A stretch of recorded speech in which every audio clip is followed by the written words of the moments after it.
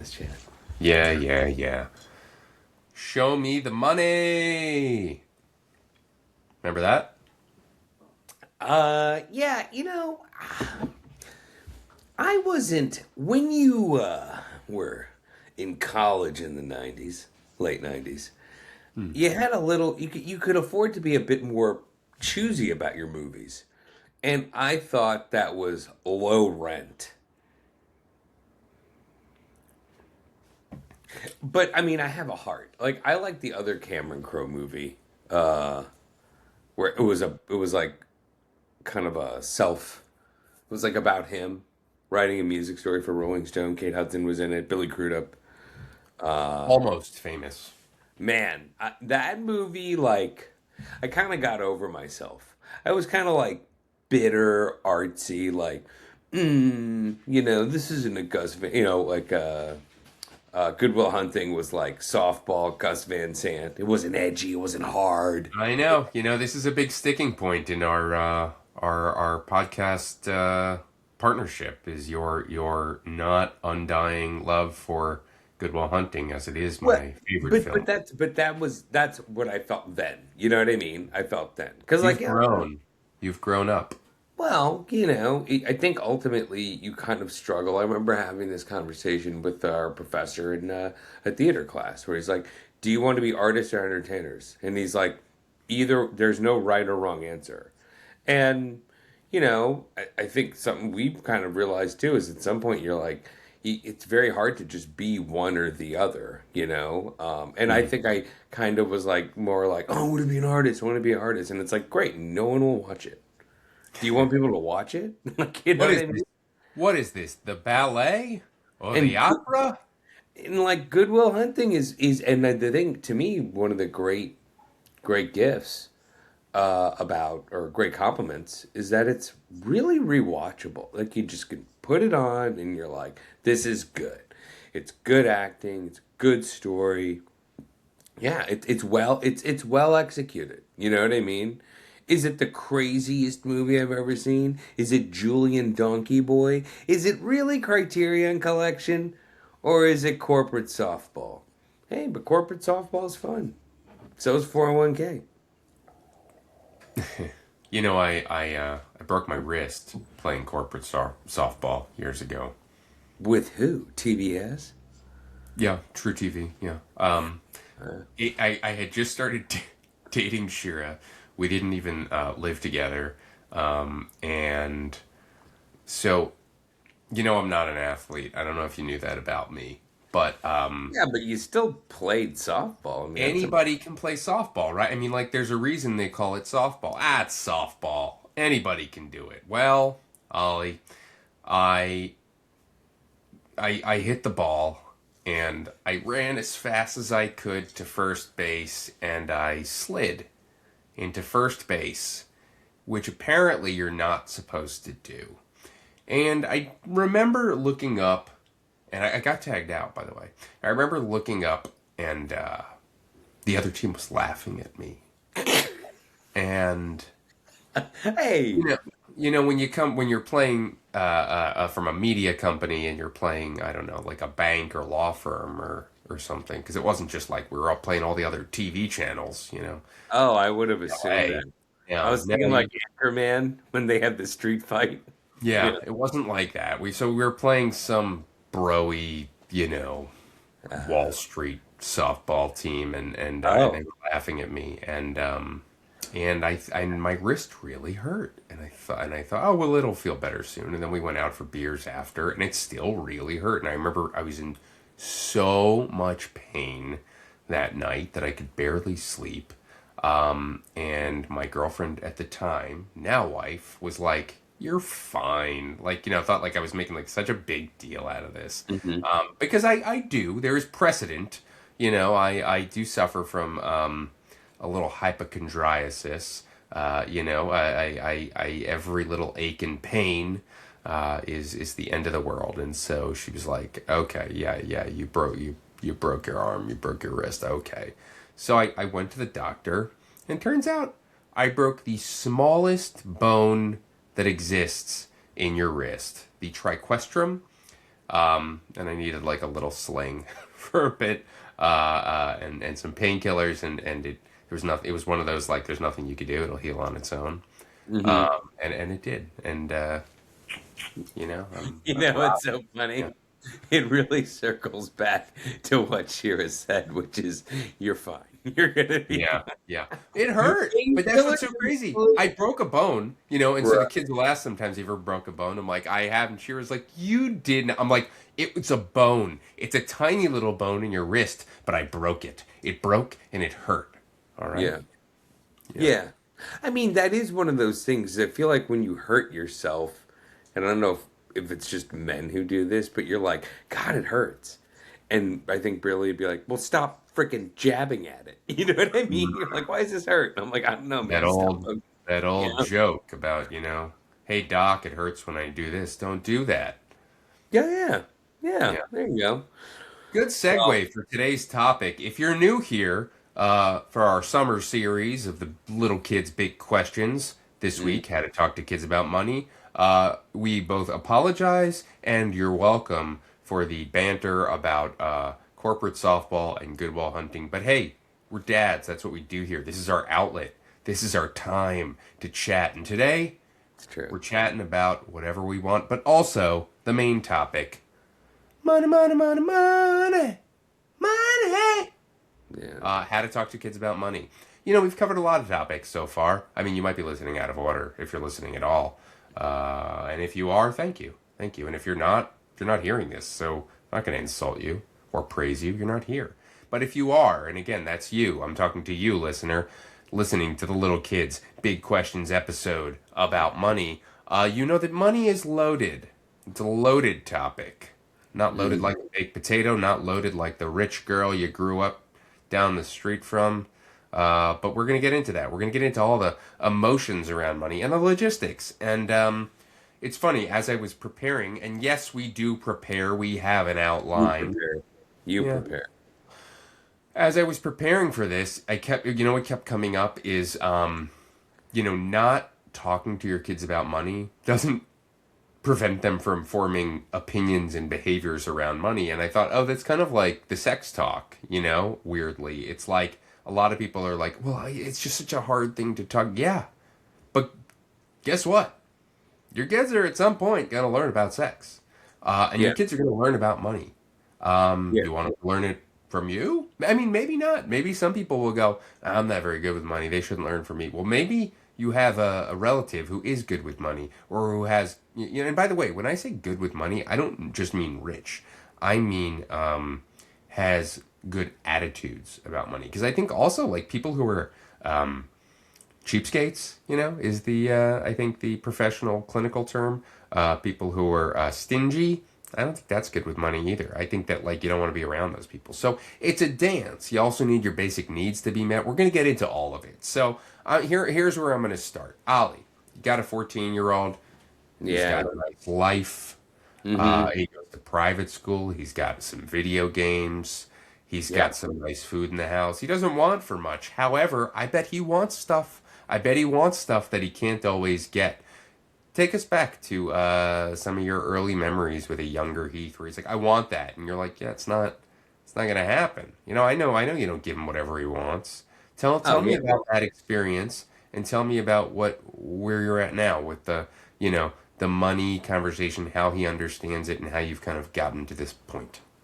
You know, it's funny. Initially, when you even brought this up as something that we'll talk about, I was like, well, this is going to be a short conversation. Like, I don't really have a whole lot to do with the whole money planning thing. Thankfully, Brearley does. So she installed the allowance system quite some time ago. And, like, look, seriously, like, this is not Swiss Family Robinson over here. It's a little house on the prairie. Like, there was a time where he would earn money for taking the trash cans out. And he quickly, like, figured out, like, but when it's recycling, shouldn't I get paid more? Because that's a larger receptacle and, frankly, more work.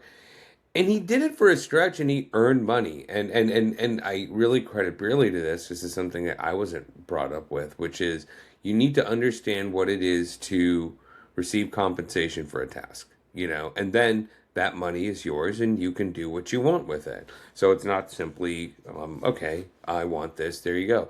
I feel like for all of us as parents, when our children are like young, it's easy to be like, yeah, no, like, I want this. No, you can't have that. And there are little things where you're like, well, I'll barter with you. If you behave in the grocery store, yes, you can have the Hot Wheel. And I really do miss the days when all it took was 93 cents. You know what I mean? To be like, oh man, got this kid at the palm of my hand. But, quite some time ago, I don't really have like a hard date, but it was probably like, he was probably like 9, where it was like, okay, we're going to do an allowancing or whatever. I will also add this certain things like starting him in sports at a certain age, maybe like setting up certain things. COVID really did kind of jack things up. Like, it's when I think about it, like, it's weird. Like he's in sports right now, and there's some sports where it's like, yeah, he couldn't compete with. And I'm like, how did this happen? I'm like, man, that time during COVID would have been a great opportunity for him to like dive deep and stuff. And I mean, I can't really say that necessarily affected with money too, but it's just interesting like how, COVID was very interesting. Like we didn't spend money. We couldn't spend money for a variety of reasons. There was less work, but it was amazing. There was less opportunity to spend. It was kind of an amazing thing. But he's been on an allowance thing. It's touch and go. Like, to be honest, it has morphed from he doesn't do the trash can thing no more. He just stopped. He just stopped doing it. And now, like, it's crazy, but we are getting into the high school years, which those transcripts then reflect into college. And the allowance thing has turned into like rewarding him, basically paying him, some allowance for him to get all of his work done, which starts to amount to a fair amount because 2 times a week he's in athletic practices into, kind of the mid evening, like 9ish p.m. and stuff. So I don't really throw shade on that. These were all things I did not grow up with. And I kind of, the thing is, I think what's interesting about the allowance thing is that it puts the responsibility in his hands, right? Whereas I would just find ways to just ask and ask and ask and ask and ask because guess what? You're still going to buy your kid stuff. You know what I mean? It's just how do you set up the terms? And what's funny is as I look across the room that he's not in right now, there are times where he'll be like, he's a big gamer. He'll buy a video game and then he will be like so pissed because the game sucks. And he'll literally be like, I can't believe I wasted my money. And therein lies our little lesson. Like I said, we ain't freaking Swiss Family Robinson here, but there is a thing where basically it's like he can't just get what he wants. It's not going to be as simple as I'm going to buy it for you. Obviously, there's the holidays, but he does receive an allowance just so he could have the opportunity to basically go, damn it, why did I blow my money on that? Yeah. I There think it is. that's great. I think that's actually, I mean, weirdly, what a modern take on understanding money and, what something's worth. I think the disappointment is a good thing. You never want to see your kid upset or disappointed, but that is how Dude. they learn. I mean, every, parenting expert you talk to or anybody who's come on this show, it's like that is literally it's the paradox of being a parent is like you don't want them to feel pain, you don't want them to hurt, and yet as long as they're okay, their life is not in danger. That is how they learn, and then are able better to protect themselves. And I think that is a great way to protect yourself financially is to make a low stakes, poor financial decision, right? So that Yeah, he's not buying a boat, 20 years from now and going, I shouldn't have bought that boat.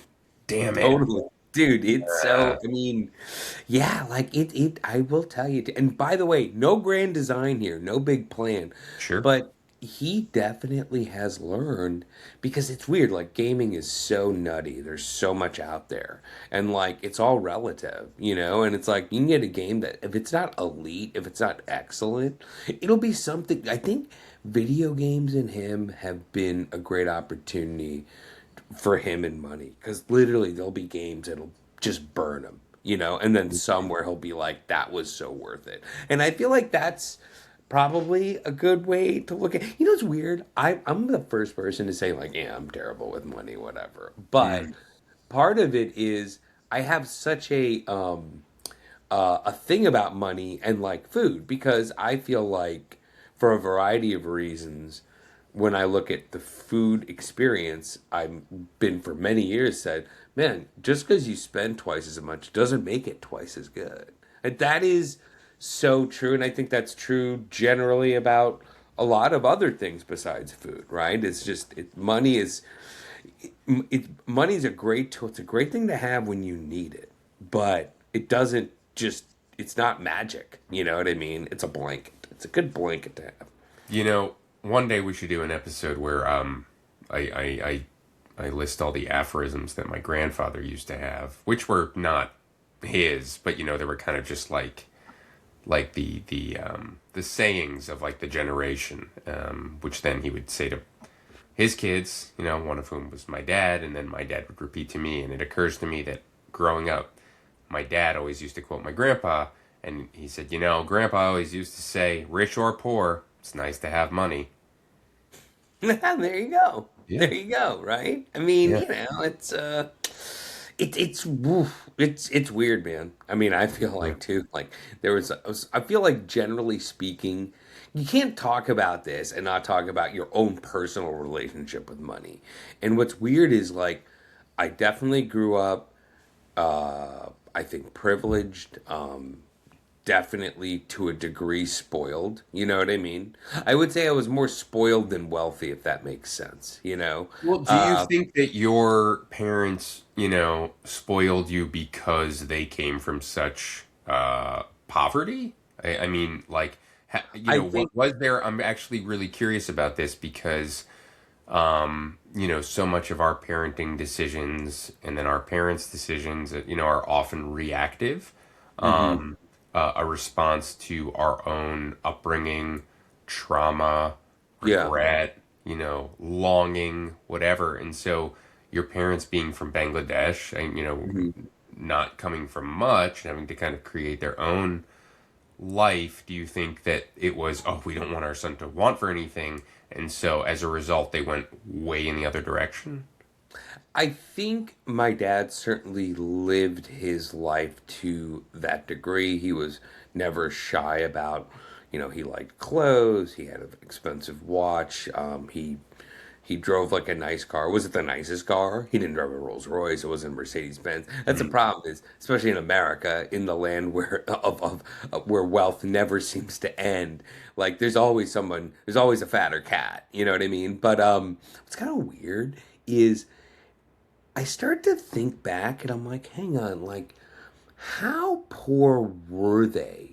Because, like, they would say certain things, but I also remember my dad saying, like, his father was an attorney, like, he had gone to school. Like, my dad wasn't, like, begging on the street. You know what I mean? Like, he had some means. So it makes me kind of think back, like, hang on, did you?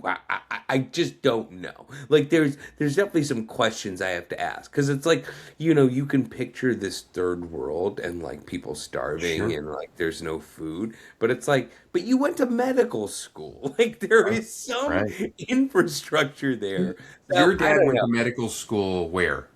In Bangladesh, in And then Dhaka. how did that work? Did he have to just get licensed in America or?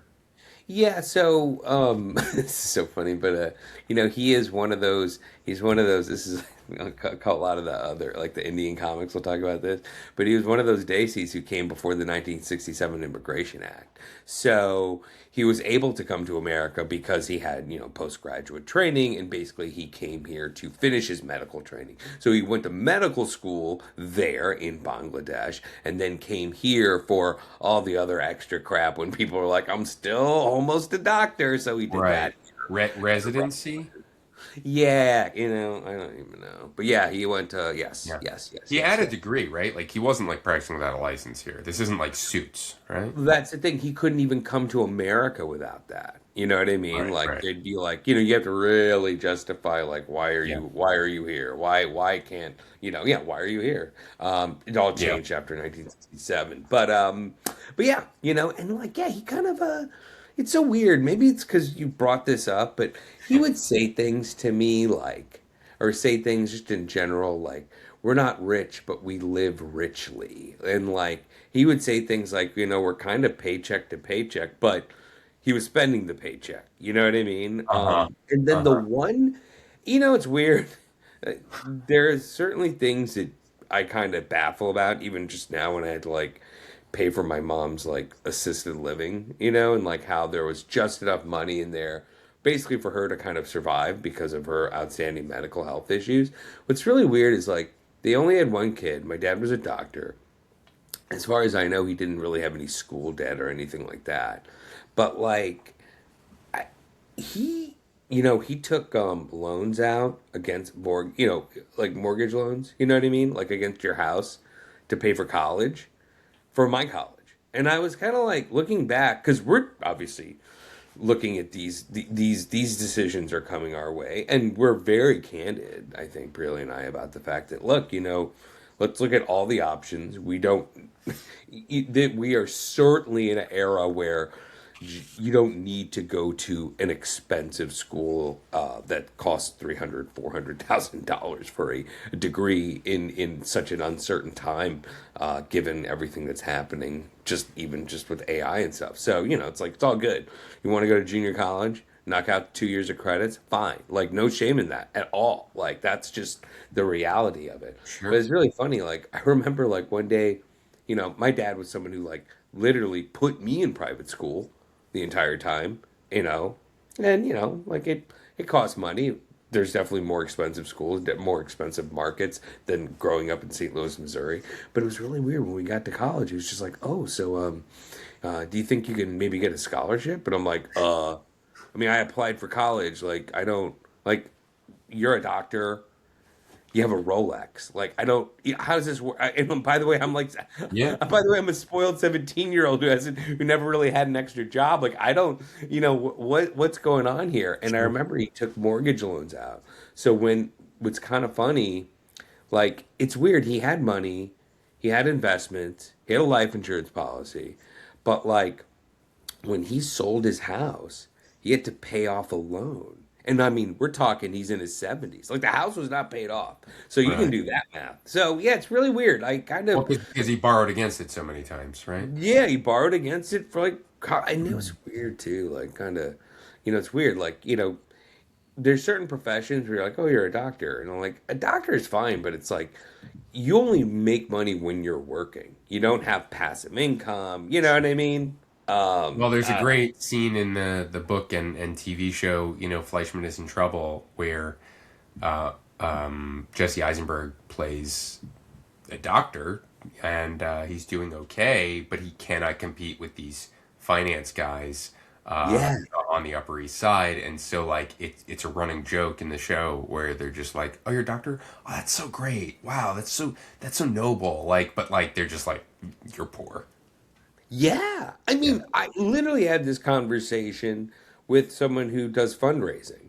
And she literally said this now in this era. She goes, yeah, doctors and lawyers aren't the rich people anymore. That's Yeah. profound. That's profound. But so it's weird. It's like I grew up not really wanting, but we didn't have like unlimited wealth per se. Yeah. And as I think I've just spilled, I look at the math later and I'm like, I don't know if like I should have gone to private school this entire time, Like was that the best financial decision? I don't know. Yeah, and we don't make those choices. But to bring it back to our listeners, what we're talking about. Well, no, I think it's helpful. It's helpful, set the table, say who, our own experiences, who you are. But I think what we're diving into is anybody with kids, no matter the age, at a certain point, they start asking, "Can we buy this?" And you either can or you can't, and you either will or you won't. But there is some conversation that is had because your kids want stuff. We all want stuff. And, if you say no, which should happen sometimes, if you're never saying no, I'm worried about your home and your kids, and that's why we're here to talk. And your kid is probably going to respond, why not? And that's what we're here to talk about. Kids are inevitably going to ask, how much money do we have? Are we rich? Are we poor? Why do we have this? Why don't they have that? Do we have enough money? And I think it's such a nuanced conversation, right? Because I grew up with my parents talking about financial stress, and I think it's good to teach your kids about money, but you also don't want them to have to worry about money. And where is that line? So that's what we're going to kind of dive into. I think when your kids start to ask questions about, can we afford this? Can we have this? Why can't we? A lot of time parents panic, and they wonder, what am I supposed to say? I don't want them to worry. I don't want them to be upset. But I also want to be honest with them. I don't want to lie. And so that's kind of what we're going to get into. And so, why is money such a loaded topic? We've established that it is. Because money it's not just numbers and math, no matter how much we want to pretend it is. Money is tied to security.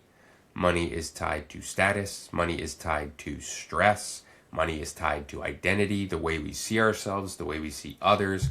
And money is absolutely tied to power in your communities, in your society. You got more, you got more power. I don't know that that's a new phenomenon. I don't know that it will ever change. But money is a stand-in for how much control you have over your own life and over, the kind of the world at large. And so how do we talk about that? It is hard. It is complicated. I think, you want to be able to talk about things in a nuanced way and with a sense of humor, and that's what we're here to help you do. So welcome everyone to Little Kids Big Questions, how to talk to kids about money. Pew, pew, pew, pew, pew, pew, pew, pew.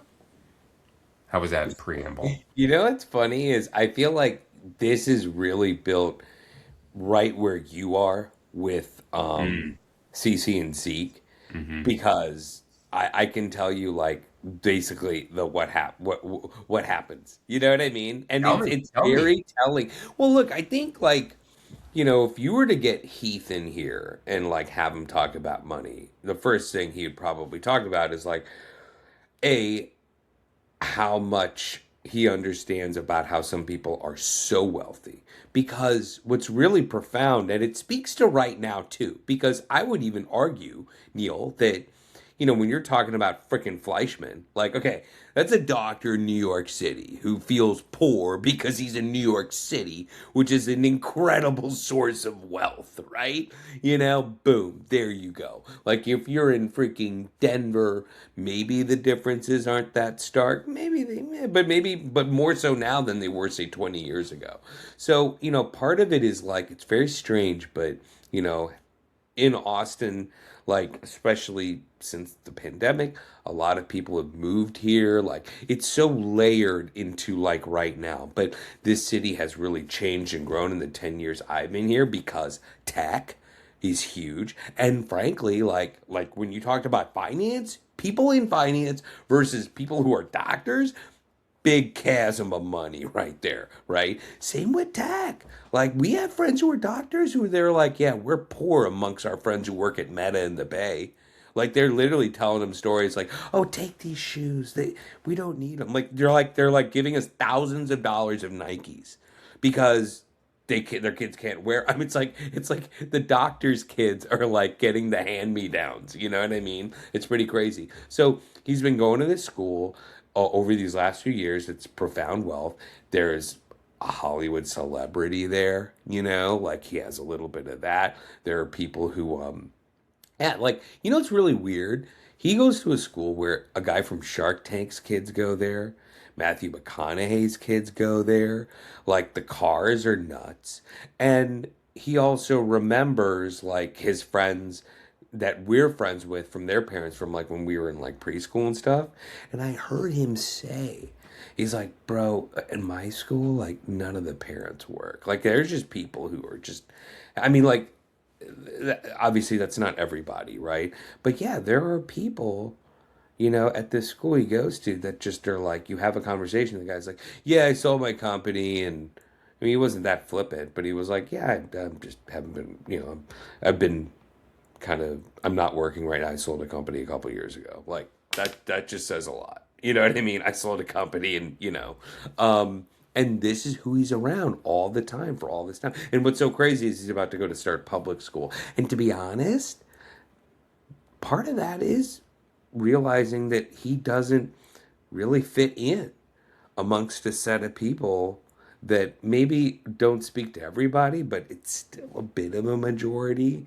And it's yeah, so he you know what, by environment, he's simply understood how some people simply have more. And the profound era we're in where, man, rich people are way richer than rich people were back in the day. So it really Yeah. trips me out, you know. Yeah, there is that chasm, if you will, as you mentioned. I think part of being a good person, in my opinion, Uh-oh. is learning empathy. And, I think knowing that it's not, that money or resources are not endless. Of course, for some of those people that you mentioned, they might feel endless. Um, but, infinity is not possible, and it does end. Now, if you're Jeffrey Bezos's kid, I suppose it it may never run out, but it's possible. Anything can happen. Mhm. That's the exciting thing about life. Anything can happen. Good, bad, Bezos could end up ugly. on the street Hey, have you ever seen Trading Places? every year for Christmas. It's one of So, our traditions, one of our they come watch. back in Coming to America and they are broke.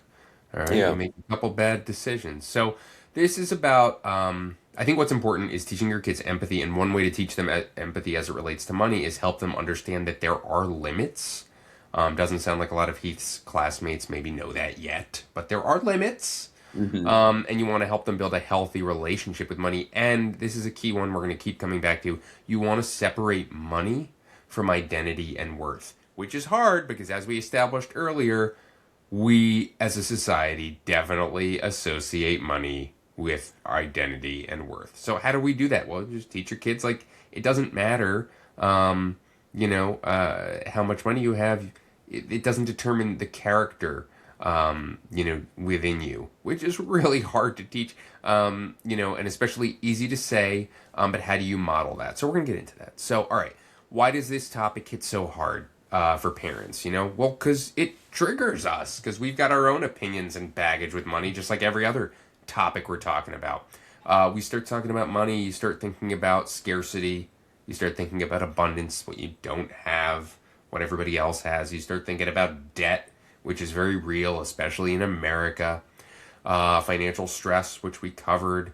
Shame around money. Maybe you're feeling regretful, shameful about decisions that you made or are currently making regarding money out of necessity.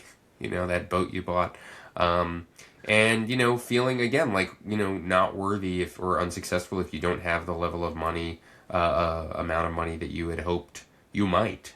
Might trigger childhood memories, hearing as a kid yourself, oh, we can't afford that. Or never talking about money. I think a lot of people grow up in homes where money is not a topic, and then they feel like, oh God, I am not prepared. Um, Arguments, money is, I think, one of the biggest sources of acrimony in marriages, and kids are not immune to that. They hear stuff, they see stuff, and so it might make you think, oh, my parents fought about money. And then, just comparing yourself to other families. They go on these trips, they have this house. So it's it's loaded, but we gotta talk about it. You gotta talk about, why am I sounding like Jack Nicholson? We gotta talk about money, Ollie. How's that, Jack? Is that all right? You got there. At first, I was Yeah. like, "You're not even close," but now you're like doing a bad impression. Before I was, All I don't my know why you impressions are screaming bad. at that. All my impressions are bad. Well, but I So mean, you earned it. You earned it. I was like, I thank think you. he's doing Jack Nicholson. Yeah, but at least before it wasn't even there yet. So it's Yeah. like this thing of we're either avoiding the topic of money entirely or like Mhm. letting money totally define what success is. I mean, and you just look at the culture. I mean, you mentioned Shark Tank.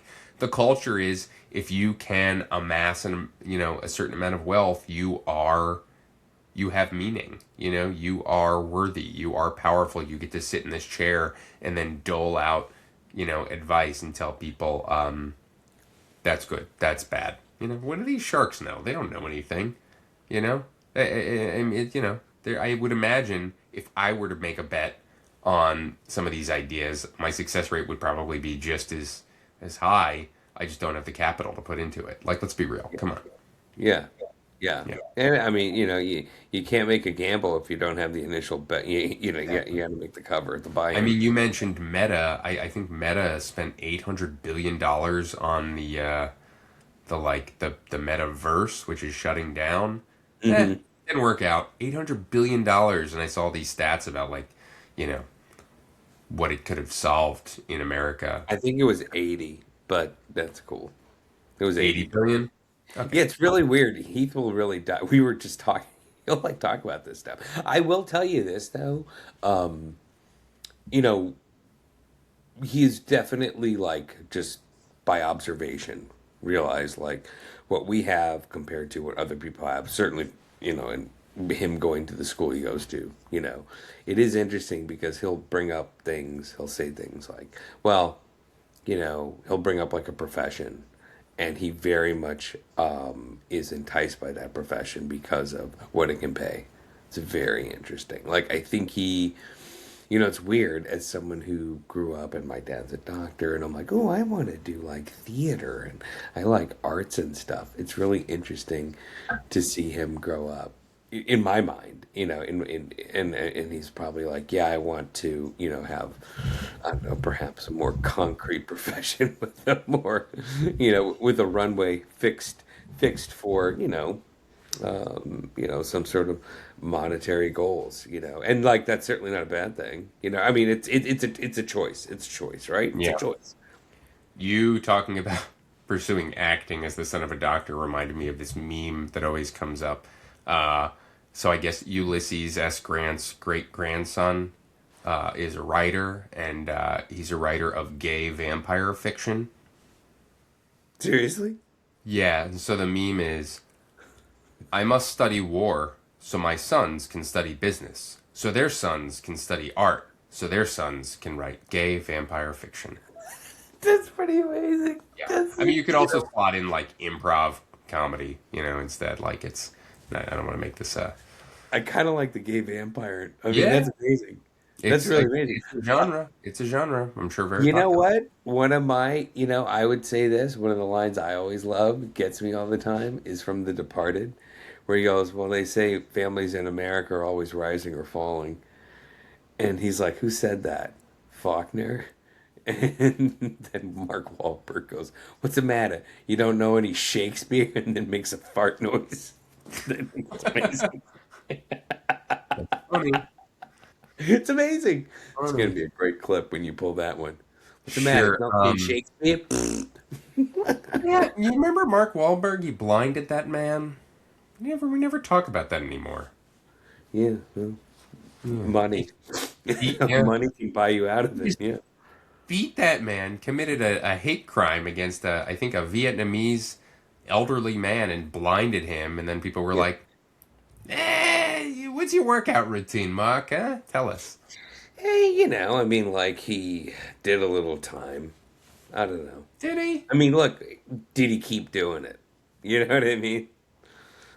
I don't know. I don't I know. don't know. Maybe I we don't should have have the him. answers for Walt. That'd be crazy if he kept doing it. If like on the weekends he's like, yeah, I'm worth $1 billion now. I'm a movie star and I have all these businesses and I'm very powerful. But hey, on the weekend, I still like to beat up elderly Asian men and blind them. Just kind of my thing. that's kind of like Saddam Hussein's kids. You know, when those stories came out, you're like, wow, that Yeah. guy's. Oh yeah, that was like their hobby was just literally being like the Prince of Darkness. Oh wow. Um, yeah, yeah, yeah. Oh Well, they wow. went out hard, that's for sure. Yeah, so back to money. It's not a zero-sum game, though we often treat it like that. And sometimes the parental instinct can be you want to shield your kids from financial stress. Good instinct. You don't want to shield them too much. Or you want to over-provide to avoid discomfort. Sounds like that's what your childhood was all about, Ollie. Or you want to use money as a reward or control. Ooh, if you do this, you can get this. You got to be a little bit careful there. All right, so here's what the Mhm. research says. The research says kids start forming beliefs about money very young. They start thinking about fairness, value, status, much, much earlier than parents think. We're talking elementary school. They're looking around, they're figuring it out. Kids are smart. Kids are smarter than you think. Maybe not. Maybe you know they're smart, and that's why you're here. And you're like, how do I talk to kids about money? And you're like, why are we 40 minutes into this episode and I haven't really gotten any substantive information? Don't worry. You can listen on 1.5 if you like. Also, we're going to have these little toolkits in writing if that's easier and you don't want to hear all our banter and stories. But maybe you come for the banter and stories. I don't know. I like us. Like John Candy said. I like me. All Yeah. right. What is money? What is money? Do you know? What do you think money is? A tool, a means for survival. I think of my one of my favorite movies tend to rewatch over and over on socials, Margin Call. It's money. It's made up. It's so we can get something to eat without having to kill each other. Yeah, Is that Al Pacino? Who says that? that's Jeremy Irons. I should watch that movie. It's not bad. It's not bad. I like it. It's just, I don't know. I like a good tense drama that's not driven by who's going to die next. It's a Okay. challenge to do, but they do it. Yeah, it's Jeremy Irons. Yeah, and Um. I do see like kind of the fatal flaws. Look, I will refer to movies with all this stuff. Let's go back to Citizen Kane. You know what I mean? Rosebud. It's like you can have all this stuff in the world. You can't take it with you, and I don't Yeah. know. Yeah. You know Yeah. what? I can almost button up this episode with this. Their saving grace, I think, is that while we, certainly cannot compete with, the true haves that surround us in this little community that we've been Yeah. uh, placed in thus far here in Austin, Texas. We're like the fact that like we went to like Japan and had these experiences like and Brearley's got a bit of the travel bug and she knows how to play the points game and stuff like that's huge. That's why money's awesome, and it Sure. sounds like kind of like oh yeah, experiences over possessions, whatever. I'm not going to go all the way deep into that route. Who doesn't want to go to the Uniqlo in Tokyo, get a nice t-shirt, boom, right here. It's a nice one, not that Uh huh. expensive but whatever. But yeah, I think like that's what it is. What is money? Money's an opportunity. Money's a tool. It's Okay. just, but what money is also the root of all evil. Well, it can be a problem. It can also be a problem. Mm, interesting. I have heard that money is the root of all evil. I'm a little concerned that you want to button up the episode, because we haven't even done the toolkit. But do you have somewhere to be? I mean, No, I just thought like I kind of hit something right there. okay, Like let's all just get right, right down to it. all right, okay. So here's what money is. You were right. Money. The first thing I have written here is money is a tool. Money is a resource. Money is a way to exchange value, and it's something that requires decisions and trade offs. That's the definition of money. Here's what money is not: money is not a measure of worth, like a person's worth. I mean, it is a measure of, it is how you measure the worth of things. Hmm. But money is not a measure of a person's worth. Money is not a measure of love, and money is not a reflection of good or bad people. And here's the big one, and this applies to you and me and maybe some of our listeners. Money is not unlimited. It's not like that Wicked song, Unlimited. Never said it. Well, it's a song from Wicked, the Broadway musical and feature film. It did very well at the box office. Do you know that I when it came out, I annoyed my family because I just kept saying, the popcorn is unlimited. They were like, stop, what do you do? It's not unlimited. And I was like, but yeah, but wouldn't that be cool? That'd be like a cool tie-in if they made unlimited popcorn and they made like a song related to the. It was an idea I had that never took off. So now that we've established what money is and money is not, what are your thoughts?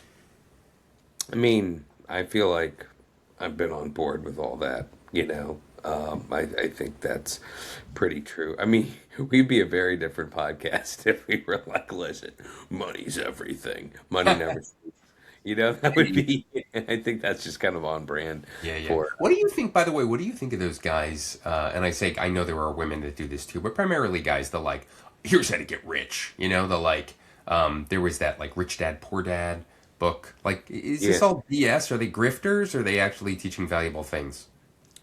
I mean, you know they're grifters because they're trying to sell you this thing, right? But I think what is interesting is, you know, there is it is funny if you can literally look at, you know, our commander in chief and realize how it's all kind of a crooked money is a tool, and it's a tool to freaking cheat the system and be as crooked as can be, and it works, you know what I mean? Money can get you out of a lot of problems. So I think, like, you know, the truth is most of us wish we had more money, and most of us probably could use a little more money.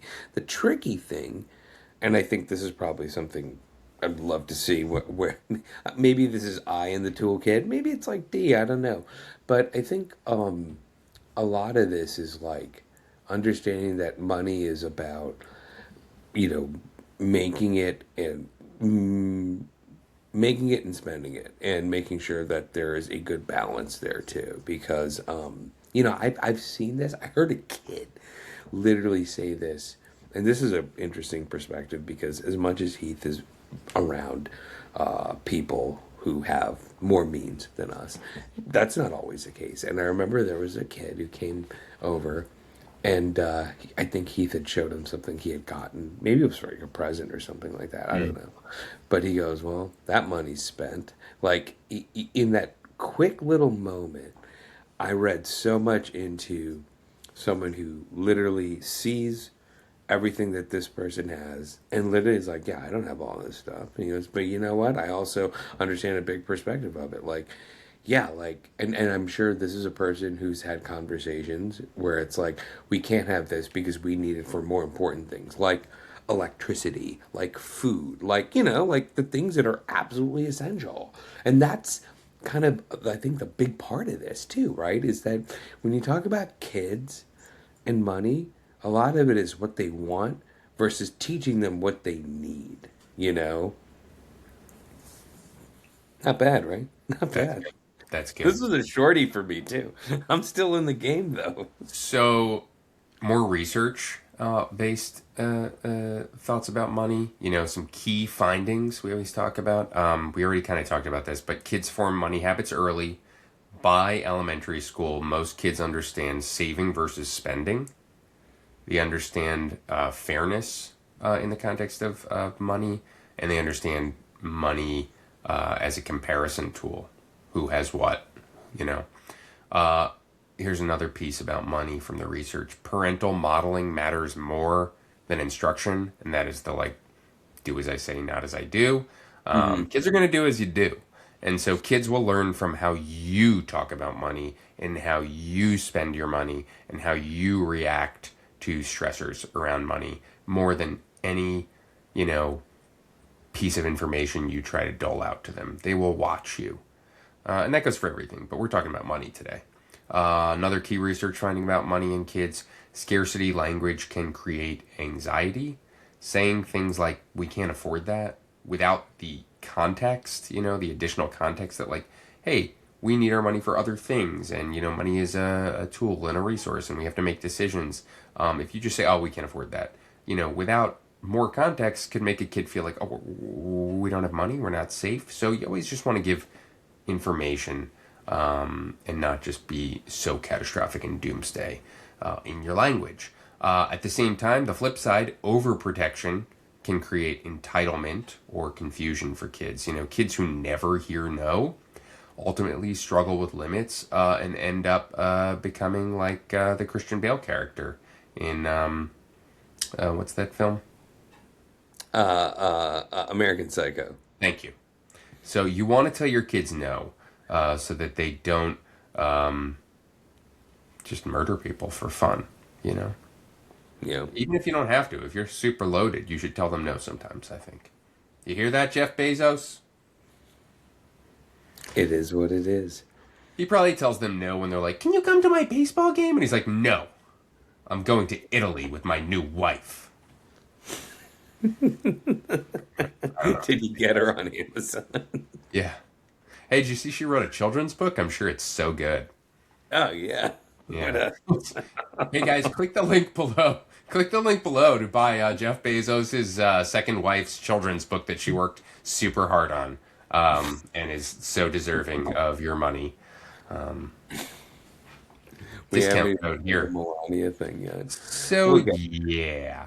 Okay. Open, calm conversations build resilience. That goes for anything, but again, we're talking about money. So talk about money calmly. Be calm. Kids who understand limits, choices, and trade-offs feel more secure, not less. Here are the guiding principles, Ollie. Explain, don't alarm. Normalize limits. Separate money from self-worth. And model good decision-making. All things we could benefit from. I mean, it's so funny. Some of this is like so you can't really fake this. You know what I mean? Like there's gonna be things where it's like, it's so. I mean, it's literally it's an open transaction. Like what I'm realizing too is Heath seeing me like eyeing through the. Well, he never goes to the grocery store, but it's like we're kind of like pretty. I'm cautious. Like, if we're gonna go out to eat, I'm so particular about like, okay, this is actually worth it, or this place is a total ripoff, especially in this current. I mean, that's your MO, man. That's your they is it worth it guy. I know it's so weird. It's like I'm kind of like almost like I almost feel like all of that has just kind of stained this entire conversation because I see like all the possibilities out there with money. I don't know. I don't know. And also, Well, this is a here profound time because, I mean, I don't know if you buy gas often because I know you live in Brooklyn. And, yeah, no, I mean it's not as frequently. We do have a car, but we I we mean, don't gas use is it. through the roof. It's tripled in price Yes. just in the last But couple. but but at least we're separating families, you know. So, there's that. Yeah, that's true. I And know. quashing peaceful protests very violently for no reason. So, I mean, I'll pay $12 for a tank of gas, you know. If it means that our rights are being stripped away from us, hell yeah. That's what I want. That stash is really giving you a little moxie. Oh, Hey. look at that 70s detective. Okay, so where are we at with this So money here's thing? here's here I'll tie it up in a bow and we'll go to the toolkit. But Okay. the big takeaway, and again, this probably goes for most of the topics we cover, but talking about money does not create anxiety, but unclear or inconsistent messaging around money does create anxiety. So this is to say, talk about it. Find ways to have healthy, productive conversations about money and limits and how money should not be tied to the way you see yourself. It's a tool. It's a tool to do hopefully good things in this world. Huh? Ready for the Yeah. toolkit? Yeah. Every episode of the Little Kids Big Questions series, we give you our toolkit A through H. Tool A for how to talk to kids about money. Ask their opinions before you assume knowledge. So if money comes up as a topic, start by asking your kids questions about what they already know. What do you think money is for? What did you think when we said no to that purchase, or how did it make you feel? Don't jump straight to an explanation. You want to honor their feelings. You want to see what they know. You want to try to understand what your child already believes about money. Get on their level. Tool A, ask before you assume. Tool B, validate their feelings. If they're upset that they couldn't buy something, you want to say, yeah, that's disappointing. I know that you really wanted that. You Hmm. can say things like, it's hard when we don't get something we want. I know that that's hard. You want to avoid saying, it's not a big deal. It's you're fine. You don't need that. Even though they might not need that, you want to validate their feelings. Tool B, validate their feelings, validate their disappointment. Tool C, separate self-worth from wealth. Say things like, how much money someone has doesn't really tell you who they are as a person. You want to avoid saying things like, or you want to avoid statements that links money to success or goodness or intelligence, even though society does it and it's inescapable. We want to try as parents to prevent identity-based thinking around money. Who you are, the content of your character, has very little, if nothing, to do with how much money is in your bank account. Tool D, normalize limits. Say things like, we don't buy everything we want. We have to make choices. You want to avoid saying things like, we're broke, or using super fear based language, because that could really stress a kid out, especially a young kid. So just say, look, we got to make choices with money. That's life is about decision making, and money forces us to make smart choices, and we're going to help you do that as a family. Normalize limits, tool D. Tool E, teach decision making skills. Talk through saving, spending, waiting, setting goals. As an example, you can say, if we buy this, that means we're choosing not to buy that. It's helpful to contextualize money in a decision making context. Okay. Tool F, rehearse real life scenarios. You can help your kids practice asking for things. You can practice saying not now to smaller things so that when the bigger things come up, it's not the first time they're hearing it. You can practice, rehearse setting goals and teach how to save for something. So rehearse, practice real life scenarios before the real life scenarios so kids know how to handle them. Tool G, monitor patterns when it comes to money. Don't single out individual moments. And so if your kid has a meltdown over something they really want that costs a lot of money, it doesn't mean that they're spoiled, brats. It means they're human. We all feel that way. We all feel disappointed over something that we want but we can't have. The things that you really want to watch out for are if it looks like your kid's having an obsession with buying things, kind of using it as a crutch. If they start having intense anxiety around money, or really intense comparison with their peers and what they have and don't and things that your own kids don't have. These are attitudes around money that you really want to look out for. So tool G, monitor patterns, don't pay too much attention to individual moments. And tool H, anchor safety and stability. You want to explicitly say things to your kids like, we are safe, we have what we need, and you want to protect your kids around this scarcity mindset. The scarcity mindset is what drove our grandparents to tell us to clean our plates, which is how you develop unhealthy attitudes around food. And so all these things are connected. Ultimately, it always comes down to like, you're safe. Let's be calm. Let's self-regulate. You have everything you need, and we love you. No matter what. It's not about the money. It's about the hugs. It's about being there. Not like Jeff Bezos. He's never there. That's why he's buying his kids all this stuff. Because he's not around. Wasn't he? Didn't he have some interview where he like was driving like a Honda Accord, and they were like, "Why are you driving a car like that?" That was a while ago. When billionaires do that performative bullshit, you're going to pretend that like he didn't have like a $50 million wedding.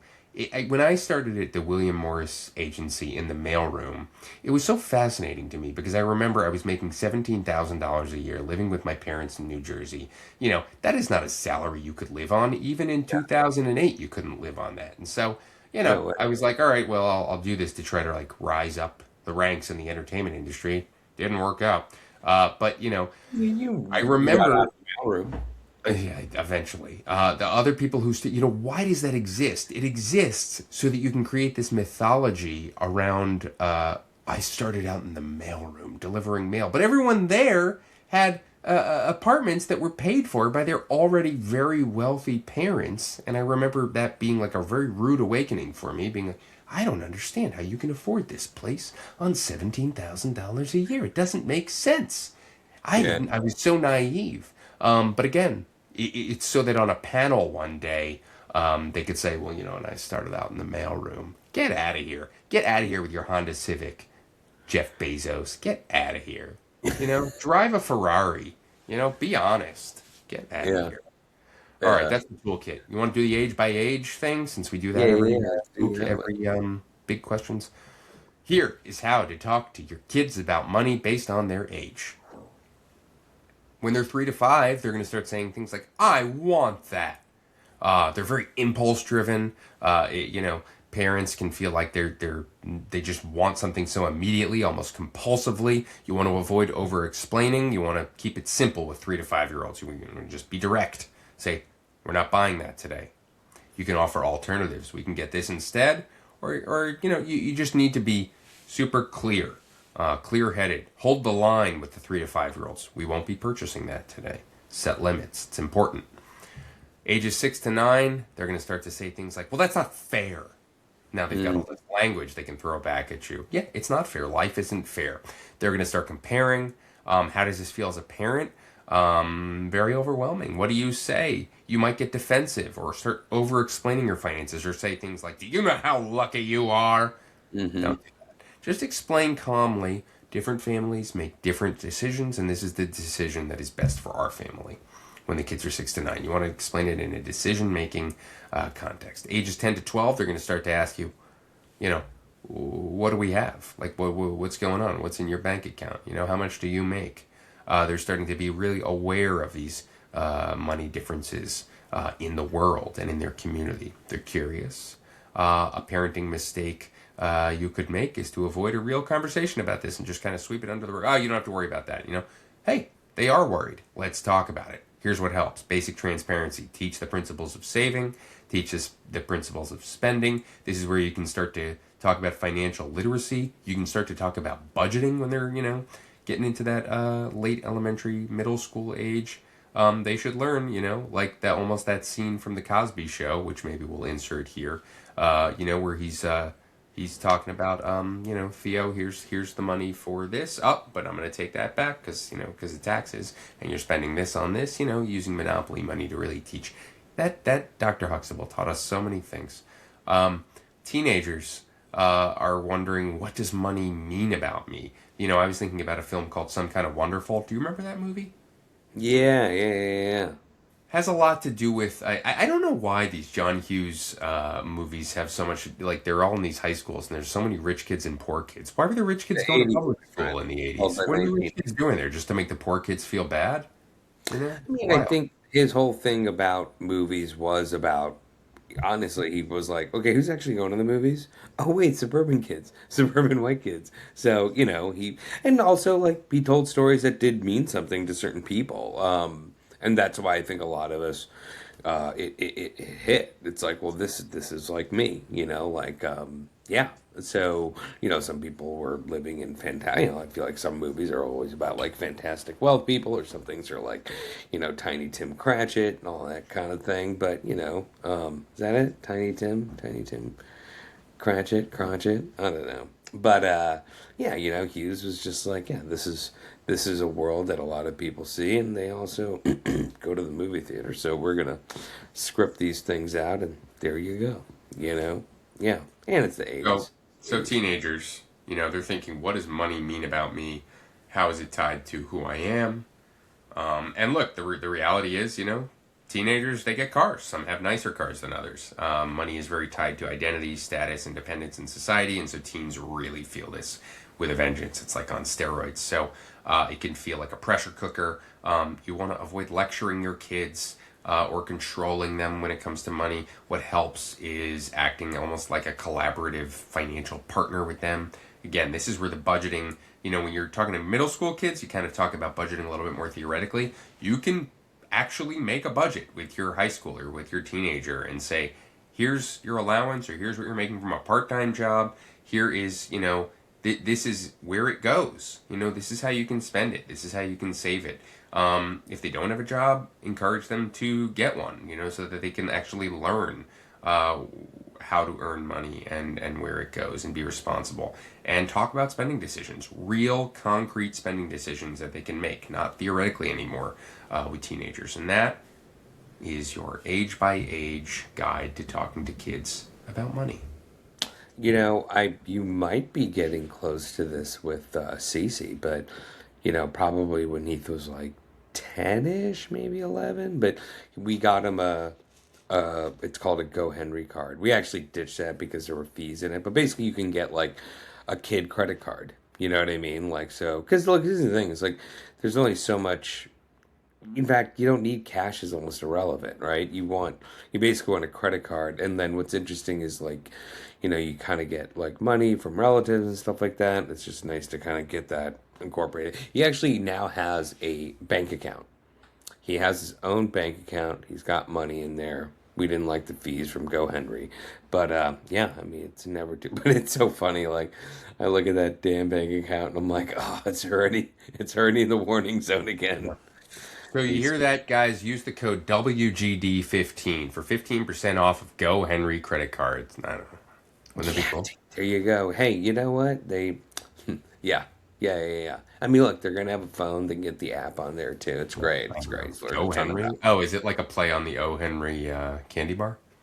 Oh, I don't think so. Go I'm Henry? sure it No. was more like our So little boy Henry. we're going to close this up, but something that I've been thinking about a lot in the ramp up to this episode is, you know, you've heard that phrase, time is money. You Yeah, know, very true. Yes, uh, yes, yes. yeah, and so I've been seeing, I see all these manosphere grifters in my feed all the time, and you see all these kind of, yeah, I do, and it's something that comes up that resonates with me, not from them, but just like a lot of these podcast clips. They're always like, "If I give you $10 billion tomorrow, would you take it?" You're like, "Yeah." I'm like, "What if it meant you lost 10 years of your life?" And you're like, "Whoa!" And it makes you think like, "Wow, money isn't everything." And so I'm Yeah. curious, Ollie, Mhm, if I said I can give you $10 billion tomorrow, mhm. but whatever your life expectancy is, it's going to cut off 10 years. Would you take it? Yeah, I mean, You would, yeah. No, no, no, no, no, no. I didn't say. right? It's I tough. didn't, It's tough. Now. Okay, I'll give you the same. All right, let's make a deal. I'm going to give you the same $10 billion, but cut 5 years off. You taking it? yeah. I guess All like right. the whole death thing is kind of a tough one to. Isn't that interesting? And so it made me think about because you said earlier you can't take it with you, which I think is again such a like you can't take it with you, and but it doesn't really mean anything to us. It's like yeah you can't take it with you, but money Well, still I would matters. think about it as financial security. I mean, the one caveat to this is one thing for your kids to understand that money isn't everything, but as a parent, and I know this as a recipient of it, like you can, I mean, institutional wealth is probably what allowed some of your colleagues in the mailroom at William Morris to take that job, and then honestly get on a pursuit to a career that would not be possible for other people who are like, I can't do that. Like I have, there's some people like I couldn't go to college. I had to work. You know what I mean? I had to contribute to the family right here and now. So, there is something to be said about like, do I want, but also I think there's something quite just like kind of crass and just kind of almost diabolical when it's like 10 billion but you die sooner. It's like, okay, well, billion's absurd, you know what You I know mean? what it sounds like? It sounds I, like I, a Mr. Beast show. We'll dude. give you Yeah, $10 billion, but we're going to cut your life expectancy by 10 years. If you yeah, can like, survive being in this airplane hangar for 3 months, you'll be super rich and we'll murder you. what's funny is like it's more like I think the fair question to say to that is $10 million like for starving children or the world, or you know what I mean, like who is this for, like I don't think it's enough to say like, oh, it's certainly not for me. And even just I don't think singularly one person, even my son, needs $10 billion. You know what I mean? I just, like, You say you say that, but I a think a lot of these fair thing people, would be like, yeah, okay, 5 years of your life, but we've cured cancer. You know what I mean? Now sure. that's something a little more compelling. Well, I saw this headline the other day too, and then we'll wrap this up. But Mark Zuckerberg's like moving to Florida to avoid taxes, and it's just like, Awesome. what? Why does he have to avoid tax? Like, that's so crazy to me. Like, to what end? Like, why? Just pay more taxes. And that's where it starts to feel like a mental illness. You're just like hundreds of billions of dollars. I'm just like, we have a trillionaire, I guess, in that guy who still is not happy and just wants to ultimately be a comedian. I mean, you talk about Rosebud, Elon Musk, Rosebud. This guy is miserable. All Yeah. he wants to do is just like be mean to people on the internet, and it's just You like know what? I'm just gonna get Rosebud it, canceled for man. saying Like, this, but yeah, he's got some, just some stuff. sure, sure. But That's what it is. but here's a question: was he mentally disturbed, which created this incessant need to attain wealth and power, or did the attainment of that wealth and power make him very mentally unhinged, or is it kind of this self-fulfilling prophecy? When I look at these complex, complicated times, and I think about the real diabolical dickheads I've dealt with in my life, really thankful that I have the vocabulary and the vernacular of a 14-year-old where I will respond simply with this, Neil. Bro ain't wired right. Yeah, I'm just not gonna trip on the day. Like, dude not wired right, and I just want nothing to do with it. You know what I mean? yeah, yeah, yeah. Well, here's a question. So Elon Musk's net worth right now, as of March 2026, projected around $850 billion. Now, how many of Elon Musk's children don't talk to him? You know what's funny? Your new mic with the tapping, Yeah. it's like sounds like drums, like timpani drums. It's amazing. So I guess he's got 14 kids, but several of them don't speak to him. I don't even think he sees a lot of them very frequently. So here's what I'm going to say to you. Give you $850 billion, but Heath fucking hates you. Taking it? No, I mean it's a terrible. It's See? terrible. See? And so who's rich now? Like I don't. That's the thing. Is like I don't.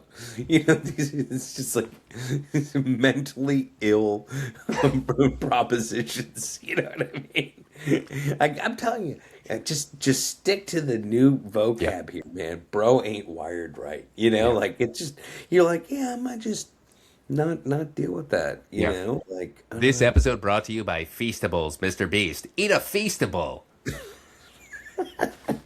I don't know. I have to say, I know, like in earnest, we do our things where we're like, hey, we're gonna, figure out how to help stuff with kids. But I think it is fun to dive into our hot takes because you can't talk about money without the Mhm. perspective of money right now, which is incredibly complex and layered. Skyrocketing inflation, it seems like money is being spent everywhere on things that we don't want, like ice and wars and all this insane stuff. Gas is like three something a gallon, and I'm in Texas where we openly pollute waters, so it's not going to any anti-pollution tax. Like, I think there's something to be said about going. I mean, I'll go Bernie, dude. Cancel the billionaires, man. This is crazy. Like, Zuckerberg should not be going to Florida. There should not be a Florida. Yeah. Let's cancel Well, I think Zuckerberg that, going to Florida if and we're Florida. going there, I think about this a lot because I think about what I learned in school was we learned about these titans of industry. We learned about Andrew Carnegie Yeah. or Carnegie, and we learned about Rockefeller, and we learned about, Henry Ford, and, all these. I think that the strongest tool, weapon of inequality is storytelling and the mythology of these men as great men. And I Yeah. think the modern day equivalent is a lot of these guys we've name checked: Jeff Bezos, Bill Gates, Steve Jobs, and who have created, by the way, like technologies or products or things that are, so omnipresent in our culture that you go, oh, well, that makes sense. They deserve to be. But essentially, it is an oligarchy. They are the modern day kings. And so I actually think it's like kind of boring. I don't think it's like new. I think it's just like history has always kind of anointed the ultra wealthy Yeah. as deserving because it's just how we can all justify and understand why they are where they are. Um, I and I guess think, part of it is too like the fact that this is an evolution from like serfdom, from yeah, feudalism. You know yeah, what I mean? yeah, So there's that. It's like, you know what? I dream of a day where my child won't be a servant of this yeah, Lord, yeah, and he will become a Bezos. yeah. And I wonder now if podcasting is just the new serfdom. Are Yeah. we podcast serfs? Current at our current downloads, yes. Hey, I'm not going to edit that out. If you've listened this far, you deserve to hear it. You Yeah, deserve to hear it. seriously. You must be on a All long right. drive. That's how you talk to kids about money, everybody. Good luck. You're doing great out there, dads.